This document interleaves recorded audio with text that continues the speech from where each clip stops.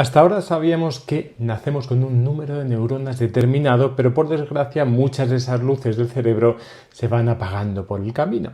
La ansiedad y los procesos depresivos que se han prolongado en el tiempo han expuesto a nuestro cerebro a dosis de cortisol para las que no estaba preparado, y ese cortisol mata neuronas, como lo hace el envejecimiento o los malos hábitos de vida.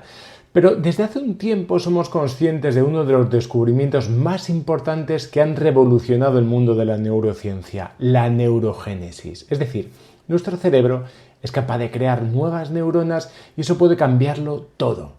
¿Cómo nos puede influir este descubrimiento? ¿Y qué podemos hacer para precisamente influir en ese proceso de generación de nuevas neuronas? ¿Hasta qué punto tenemos que dejarnos llevar por el entusiasmo y que nos enseña todo esto también acerca de cómo aprende nuestro cerebro? Quizá lo que contemos hoy pueda cambiar nuestra manera de pensar. ¿Quién sabe?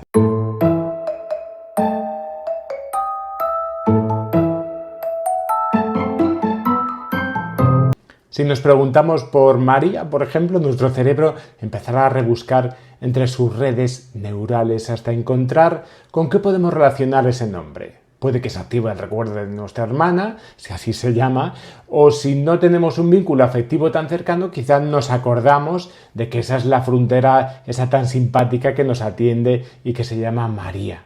Así, nuestro cerebro habrá relacionado dos conceptos que normalmente se activarán al mismo tiempo. Y tenemos que ver que en los albores de la neurociencia quizás se pensaba que cada nuevo recuerdo conllevaba la fabricación de nuevas neuronas.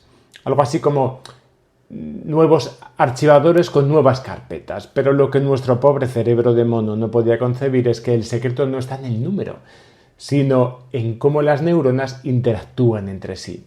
Esto empezamos a entenderlo cuando Donald Hebb infirió que las conexiones sinápticas, es decir, la manera en que las neuronas conectan entre sí, se fortalece cuando dos o más neuronas se activan de manera contigua en el tiempo y en el espacio. O sea, que las neuronas que se activan juntas refuerzan su conexión. Y esa conexión va a ser más o menos fuerte cuanto más se repita esa interacción. Imaginemos que llueve sobre una colina. Si observamos el curso del agua, esta va a tender a deslizarse por el lugar donde el terreno ejerce una resistencia menor. Si hay surcos preexistentes, porque se han formado por otras lluvias, estos se irán alargando más y más hasta formar canales. Estos surcos podrían compararse a conexiones presinápticas que ya existían antes. Y cuando el agua, o sea, los impulsos eléctricos, se deslice por esos surcos, estos se habrán agrandado más y más hasta formar canales. Pues veréis, hay conexiones que ya se han practicado tanto que no suelen olvidarse en la vida, como por ejemplo montar en bicicleta o el aprendizaje de un nuevo idioma. Y puede retomar esos surcos y puede hacer que al principio, si llevamos tiempo sin hablar inglés, pueda ser más difícil, pero enseguida, si la conexión ha sido fuerte, tardará muy poco en volver a hacerlo. Toda esta sencilla observación tiene en realidad un montón de implicaciones, porque veréis, cuanto más reforcemos dos eventos, más profundo va a ser el surco resultante. Por lo tanto, eso explica que nos cuesta mucho, por ejemplo, cambiar de opinión, ya que existe una tendencia a recorrer los surcos preexistentes. Hacer que el agua vaya por nuevos caminos implica un esfuerzo consciente y un cambio de experiencia que contrasta con el pensamiento anterior. Por eso somos tan duros, de mollera. Por otro lado, hay surcos prefijados incluso antes del nacimiento. Por eso ha sido tan fácil, por ejemplo, que cuando vivimos una experiencia emocional muy intensa, haga falta muy poca exposición para que ese surco se transforme en un canal. El cerebro, como sabemos, suele fijarse más en aquella información relativa a los hechos que considera como amenazantes, y una sola experiencia con un ataque de ansiedad, por ejemplo, puede desencadenar una aversión a aquella situación o lugar donde se vivió casi automáticamente. También podríamos inferir que no parece una buena idea intentar, por tanto, borrar un aprendizaje. Esa pretensión suele provocar precisamente el efecto contrario al esperado, ya que la atención hace que se active el mismo circuito una y otra vez. Parece, por lo tanto, más interesante buscar conexiones paralelas alternativas, por las que el agua pueda fluir con más facilidad. En los últimos años hemos podido asistir a uno de los descubrimientos más alucinantes en cuanto a neurociencia se refiere. Se ha descubierto que se generan nuevas neuronas. Hablamos pues de la neurogénesis. ¿Qué implicaciones realmente ha tenido este descubrimiento y cuáles serían sus aplicaciones? Sabemos que desde hace tiempo el estrés y la ansiedad sostenidas en el tiempo hacen que el cortisol circule en mayor cantidad en nuestro organismo. Esta intoxicación de cortisol sabemos también que afecta a diferentes partes del cerebro, en concreto al lóbulo frontal, a la amígdala y al hipocampo. Estas tres zonas, sabemos, están enormemente relacionadas precisamente con una mayor generación de estados ansiógenos. Recordemos que el lóbulo frontal es el encargado de inhibir la sobreactivación de la amígdala y el hipocampo también se comunica con nuestra querida almendra, con nuestra querida amígdala, al almacenar aquellas situaciones que se intensifican como ansiógenas y participan de esta manera en los procesos de aprendizaje. El revuelo de este hallazgo ha sido tal que se pasó de publicar 2 artículos al año de esta materia a 2 artículos al día. Antes de proclamar que la neurogénesis, un momento, es la salvación que estaba esperando la humanidad, y de que corramos a escribir libros de autoayuda que prometan que con nuestro pensamiento vamos a cambiar por completo nuestro cerebro e incluso adquirir nuevos poderes, dejando a los pobres niños índigo a la altura del betún, vamos a ver qué tenemos hasta ahora. Pues bien, la mayor parte de esta generación de neuronas se produce en las etapas más tempranas del desarrollo. Además, se ha demostrado que existen células madre, es decir, células capaces de generar nuevas neuronas principalmente en 2 zonas, pero no en todo el cerebro. Hablaríamos del hipocampo y de la zona subventricular. Y con respecto a nuestro tema, que más nos importa, tenemos que revisar el hipocampo. Tenemos que confesar que hay mucho revuelo en la comunidad científica y no todos son apóstoles de esta sagrada concepción. Algunas publicaciones siguen desmintiendo este fenómeno. De acuerdo, pero vamos a ir a lo práctico.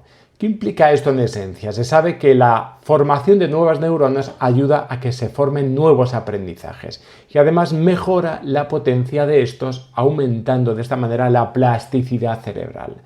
Como hemos comentado en muchas ocasiones, la aparición de trastornos de ansiedad se da precisamente por un pensamiento rígido, es decir, en el que hay sinapsis muy fuertes y formadas durante mucho tiempo.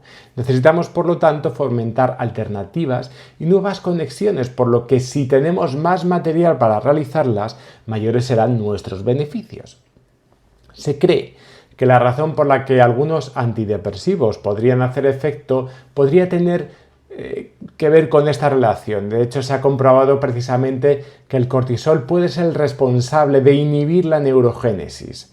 Niveles mayores de serotonina, que se consiguen como efecto de los antidepresivos, inhiben en esencia la producción de hormonas que influyen en la generación de estrés. En concreto, la hormona liberadora, la hormona adenocorticotropina, es inhibida y la disminución de neurogénesis que está asociada a sus altos niveles también es revertida. En resumen, al posibilitar el crecimiento de nuevas neuronas, estas actúan favoreciendo la plasticidad cerebral. Las nuevas neuronas tardarían pocos meses en madurar, razón por la cual estos antidepresivos, siempre vamos a coger esto con pinzas, podrían tardar en actuar algún tiempo. Podría ser una gran noticia realmente para la investigación, por ejemplo, en Alzheimer. Se sabe que la alopregnanolona es un neuroesteroide neuroactivo, un esteroide neuroactivo y ayuda a la neurogénesis que se produce en el cerebro. Estos niveles de alopregnanolona en el cerebro disminuyen durante la vejez y en la enfermedad también de Alzheimer. ¿De qué manera podríamos ayudar a fomentar esta neurogénesis? Uno de los factores más probados ha sido el deporte. De hecho, se han hecho estudios que han mostrado beneficios con solamente andar 30 minutos diarios. Por otro lado, se sabe que algunos alimentos como los flavonoides que se encuentran en las uvas, el té verde, el apio, el tomate, el vino tinto y los alimentos que están ricos en antioxidantes en general, como los vegetales de color verde oscuro, pues correlacionan positivamente con la aparición de las nuevas neuronas. Alimentos también como los pescados grasos y ricos en omega 3 y vitamina B12, como la trucha o el salmón, hacen lo mismo.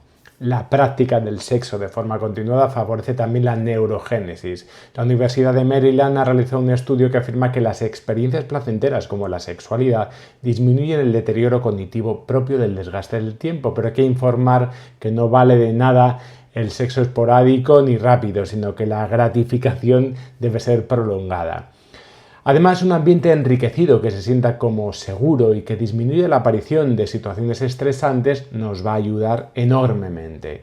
Una actitud abierta a nuevos aprendizajes, una búsqueda de nuevos retos cognitivos y físicos parece ser que nos ayuda a retrasar el envejecimiento, sobre todo cuando dejamos de alimentar a nuestro cerebro. Algunos estudios han demostrado que el uso de cannabinoides resulta en el crecimiento también o facilita el crecimiento de nuevas células nerviosas en el hipocampo a partir de células madre embrionarias o adultas. Sin embargo, parece que hace falta aún una mayor investigación. Bueno, y hasta aquí espero que os haya gustado este vídeo y esperamos que nos sigáis en siguientes capítulos y que os suscribáis al canal.